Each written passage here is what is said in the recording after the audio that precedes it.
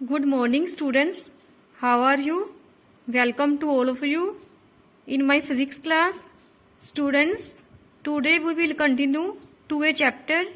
Name of the chapter is Electric Current and Resistance. In this chapter, we have covered all the topic just like current carrier, electromotive force, electric current in a conductor, drift velocity, mobility, relation between current and drift velocity, Ohm's law. ठीक है, आज का हमारा topic है main electrical resistance. So students, what is electrical resistance?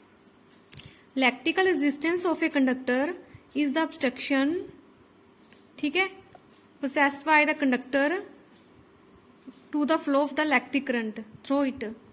Electrical resistance क्या है? Current के flow में ऑब्स्ट्रक्शन।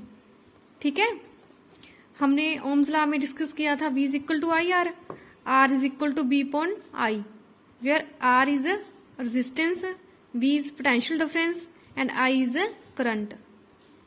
रेजिस्टेंस की यूनिट होती है ओम। ठीक है, ये ओम का सिंबल है।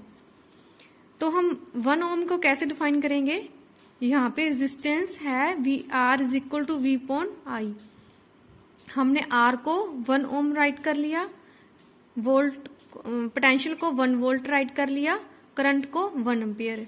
क्योंकि रेजिस्टेंस की यूनिट होती है ओम, पोटेंशियल डिफरेंस की यूनिट होती है वोल्ट, करंट की यूनिट होती है एम्पियर। ठीक है, सो हम 1 ओम को कैसे डिफाइन करेंगे? When 1 ampere current is flowing through a conductor and when we apply potential difference 1 volt, resistance of a conductor is said to be 1 ohm. Okay, हमने सबसे पहले डेफिनेशन को रीड किया, फिर हमने इसकी यूनिट को रीड किया। नेक्स्ट है dimensions of resistance. We know that resistance is equal to potential upon current. ठीक है, पोटेंशियल का फॉर्मूला क्या होता है बेटा? Work upon charge. वर्क का डिमेंशन फॉर्मूला होता है m1l² t⁻⁻²। चार्ज का क्या होता है? at। ठीक है, करंट का क्या होता है? a। अब इसको सोल्व करो। m⁻a l⁻², t ऊपर r⁻² था, अपॉन में था 1, ऊपर जाके हो गया -3, एंड एरिया क्या हो गया? 112, ऊपर जाके हो गया -2। सो रेजिस्टेंस का डायमेंशन फॉर्मूला आ गया m1l² t⁻⁻3 a⁻²। Next, cause of resistance of a conductor. किसी भी कंडक्टर में रेजिस्टेंस होता है, उसका क्या कारण है? Due to frequent collision of free electrons with ions और atom of the conductor while drifting toward the positive end of the conductor. बेटा, मैंने आपको बताया था what is the definition of drift velocity. ठीक है, जब हम कंडक्टर को एक्सटर्नल इलेक्ट्रिक फील्ड अप्लाई करते हैं, तो जो कंडक्टर के फ्री इलेक्ट्रॉन्स होते हैं वो कंडक्टर की पॉजिटिव एंड की तरफ मूव करते हैं, that is called drift velocity. ठीक है, अब रेजिस्टेंस का क्या काज है? जब हम कंडक्टर को एक्सटर्नल इलेक्ट्रिक फील्ड प्रोवाइड करेंगे, जो कंडक्टर के फ्री इलेक्ट्रॉन्स होंगे पॉजिटिव एंड की तरफ मूव करेंगे। जब फ्री इलेक्ट्रॉन कंडक्टर के पॉजिटिव एंड की तरफ मूव करेंगे तो उनका कोलिजन होएगा with the ions and atom of the conductor. ठीक है, let us suppose conductor copper से बना हुआ है, तो फ्री इलेक्ट्रॉन का किसके साथ कोलिजन होएगा? Ions and copper atom of the conductor.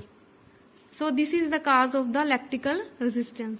ठीक है, जब कोलिजन होएगा तो ऑब्स्ट्रक्शन प्रोड्यूस होएगी, ऑब्स्ट्रक्शन प्रोड्यूस होएगी तो क्या प्रोड्यूस होएगा? Resistance. Next, factor on which resistance depend. मतलब कि रेजिस्टेंस कौन कौन से फैक्टर पे डिपेंड करता है? First, length of the conductor. Resistance is directly proportional to the length of the conductor. जितनी कंडक्टर की लेंथ ज्यादा होएगी उतना ही रेजिस्टेंस ज्यादा होएगा, क्योंकि उतना ही कोलिजन मोर होएगा। Next, it is inversely proportional to the area. जो कंडक्टर का रेजिस्टेंस है वो कंडक्टर के एरिया के इनवर्सली प्रोपोर्शनल है, क्योंकि अगर एरिया मोर होएगा तो मतलब कि फ्री इलेक्ट्रॉन को मोर स्पेस मिल जाएगा मूव करने के लिए, तो फ्री इलेक्ट्रॉन का कंडक्टर के आयंस और एटम के बीच में कोलिजन कम होएगा। सो resistance is less when area is more. इसको हमने 1 से रिप्रेजेंट कर लिया, इसको हमने 2 से रिप्रेजेंट कर लिया। फ्रॉम 1 and 2 वी गेट, हमने फर्स्ट और सेकंड दोनों को कंबाइन कर दिया। अगर हम यहाँ पे डायरेक्टली पोर्शन का साइन हटाएंगे तो हमारे पास आएगा rho, where rho is called resistivity, specific resistance of the conductor. देखो बेटा, रेजिस्टेंस और रेजिस्टिविटी में मेन डिफरेंस है। जो रेजिस्टेंस है वो तो कंडक्टर के डायमेंशन पे डिपेंड करता है, जैसे लेंथ हो गया, एरिया हो गया। जो रेजिस्टिविटी होती है ये एक स्पेशल प्रॉपर्टी होती है मटेरियल की, this is not depend upon the dimension of the conductor. Let us suppose हम एक गोल्ड की एग्जांपल लेके चलते हैं। हमारे पास एक वायर है, मतलब कि 100 सेंटीमीटर, ठीक है। मतलब कि अगर हम वायर को इंक्रीज कर दे या डिक्रीज कर दे उसकी लेंथ को, रेजिस्टेंस तो इंक्रीज डिक्रीज होएगा। बट अगर हम वायर को 1000 किलोमीटर ले लें बट उसकी रेजिस्टिविटी सेम रहेगी, क्योंकि रेजिस्टिविटी क्या है, एक स्पेशल प्रॉपर्टी है मटेरियल की, जो मटेरियल की नेचर पे डिपेंड करती है, उसके डायमेंशन पे नहीं डिपेंड करती। नेक्स्ट थर्ड पॉइंट है रेजिस्टेंस कौन कौन से फैक्टर पे डिपेंड करता है। फर्स्ट तो लेंथ पे, सेकंड एरिया पे, third nature of the material, fourth temperature of the conductor. क्योंकि पता है टेम्परेचर का तो मेन रोल है, जब टेम्परेचर इंक्रीज होएगा तो कोलिजन मोर होएगा, कोलिजन मोर होएगा तो रेजिस्टेंस मोर होएगा। क्योंकि रेजिस्टेंस का मीनिंग क्या होता है, it is the obstruction to the flow of the electric current. जब कंडक्टर के फ्री इलेक्ट्रॉन्स पॉजिटिव एंड की तरफ मूव करेंगे, जब हम कंडक्टर को अप्लाइड इलेक्ट्रिक फील्ड प्रोवाइड करेंगे तो जो फ्री इलेक्ट्रॉन्स होंगे कंडक्टर के आयंस और एटम के बीच में स्ट्राइक करेंगे, ये कारण है रेजिस्टेंस का। Where rho is called specific resistance और इलेक्ट्रिकल रेजिस्टिविटी, ठीक है। रेजिस्टेंस हो गया अपना, रो की मैंने आपको डेफिनेशन बता दी, इसका मीनिंग बता दिया। अब हम मतलब कि मैथमेटिकली रो को डिफाइन करते हैं। When length is 1 unit, area is 1 unit, then r is equal to resistivity. Specific resistance और resistivity of the material of a conductor is defined as the resistance of a unit length with unit area of the cross section of the material of the conductor। जब material की length भी unit होएगी, area unit होएगा, तो resistance किसके equal होएगा, resistivity के, ठीक है। कैसे डिफाइन करेंगे इसको हम, resistivity of the material of a conductor is defined as the resistance. जो कंडक्टर की रेजिस्टिविटी है वो रेजिस्टेंस के इक्वल होती है जब कंडक्टर की लेंथ यूनिट होएगी और एरिया यूनिट होएगा, ठीक है। अब हम डिस्कस करते हैं रेजिस्टिविटी की क्या यूनिट होती है और इसका क्या डायमेंशन फॉर्मूला होता है। We know that resistivity is equal to R A upon L, unit of resistance is ohm, unit of area is metre square, unit of length is metre. Metre के साथ metre cancel हो जाएगा, सो unit of resistivity is ohm meter।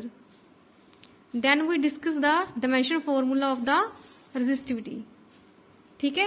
Last हमने page पे drive किया था dimension formula of resistance M1 L square T raised to power -3 A raised to power -2, and we know that dimension formula of area is L square, and we know that dimension formula of length is L, ठीक है। इसको solve करके देखो, m rest power 1, ठीक है, 1 ऊपर length 4 है, upon में 1 है, इसलिए आ जाएगा l rest power 3, t rest power -3, a rest power -2। So dimension formula of resistivity is m rest power 1, l rest power 3, t rest power -3 and a rest power -2। Next हमारा concept है factor affecting the electrical resistivity. जैसे बेटा मैंने आपको बताया ना, resistance कौन कौन से फैक्टर पे डिपेंड करता है, length of the conductor, area of the conductor, nature of the material and temperature of the conductor, ठीक है। अब हम डिस्कस करते हैं factor affecting the electrical resistivity. We know that R is equal to V upon I, ठीक है। Last lecture में हमने आर को प्रूफ किया था ml upon a n tau. बेटा जो सेकंड यूनिट में फॉर्मूले हैं सारे एक दूसरे के रिलेटेड हैं, आप साथ ही साथ इसके नोट्स प्रिपेयर कर लेना। 15-16 जून तक आई थिंक ये यूनिट कंप्लीट हो जाएगी, उसके बाद हम फर्स्ट यूनिट की रिवीजन कर लेंगे, ठीक है। सेकंड यूनिट बहुत ईजी है, इसको साथ के साथ आप राइट कर लेना नोटबुक पे। हमने लास्ट लेक्चर में क्या डिस्कस किया था, R is equal to m l upon A n e square tau. ठीक है, इसको हम ऐसे डिवाइड करके लिख सकते हैं ना, m n e square tau into l A. ठीक है, तो रेजिस्टेंस का क्या फॉर्मूला होता है, रो एल अपॉन ए। ठीक है, इसलिए ये इस टर्म को हमने किसके को रख दिया, रो के, इसलिए रो की हमारे पास वैल्यू आ गई, rho is equal to m upon n e square tau. अब देखो रेजिस्टिविटी किस चीज, किन फैक्टर्स पे डिपेंड करती है, m n e square tau. ठीक है, देखो एम तो कांस्टेंट होएगा, mass of the free electrons, charge भी कांस्टेंट होएगा, एन और टाउ वेरिएबल है।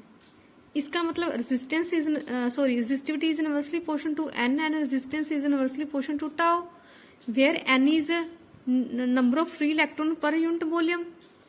ठीक है, जो फ्री इलेक्ट्रॉन्स होंगे per unit volume that is depend upon the nature of the material. ठीक है, क्योंकि जो मटेरियल्स होते हैं वो भी काफी टाइप्स के होते हैं ना, कई मटेरियल में तो free electron per unit volume बहुत ज्यादा होते हैं, ठीक है, किसमें कम होते हैं। ठीक है, जैसे copper is the good conductor of electricity, copper में तो free electrons per unit volume ज्यादा होंगे। ठीक है, इसलिए rho is directly inversely proportional to 1/n।